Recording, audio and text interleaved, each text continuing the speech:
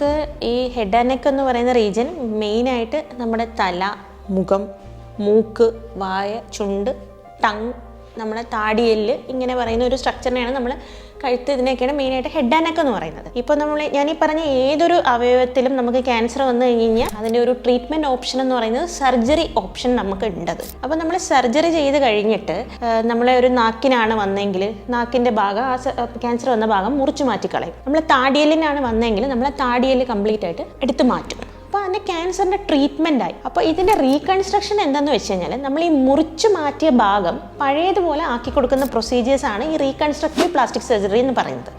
അപ്പോൾ നമ്മൾ ഇപ്പോൾ ഇവിടെ നിന്ന് ഈ എല്ല് മുറിച്ച് മാറ്റി കഴിഞ്ഞ് കഴിഞ്ഞാൽ നമ്മളെ ഫേസ് കംപ്ലീറ്റ്ലി മാറുകയാണ് ചെയ്യുന്നത്. അപ്പോൾ നമ്മൾ ഈ എല്ല് മാറ്റി കഴിഞ്ഞ് കഴിഞ്ഞാൽ അവിടെ നമുക്ക് ആ ഷേപ്പിലുള്ള എല്ല് തിരിച്ചു കൊണ്ട് വെച്ച് കഴിഞ്ഞാൽ മാത്രമേ നമുക്ക് ആ ഒരു ഫേഷ്യൽ സ്ട്രക്ചർ തന്നെ നമുക്ക് തിരിച്ച് ഉണ്ടാവാൻ പറ്റത്തുള്ളൂ. അപ്പോൾ അതിനൊക്കെയുള്ള റീകൺസ്ട്രക്റ്റീവ് പ്രൊസീജിയേഴ്സ് ഇപ്പോൾ ശാസ്ത്രം ഒരുപാട് അഡ്വാൻസ് ആയി കഴിഞ്ഞിരിക്കുന്നുണ്ട്. നമുക്ക് ഇപ്പോൾ 3D പ്രിൻറ്റിങ് അല്ലെങ്കിൽ CAD/CAM ടെക്നോളജി എന്നൊക്കെ പറഞ്ഞിട്ട് ഒരുപാട് ടെക്നോളജിക്കലി നമ്മൾ അഡ്വാൻസ്ഡ് ആണ്.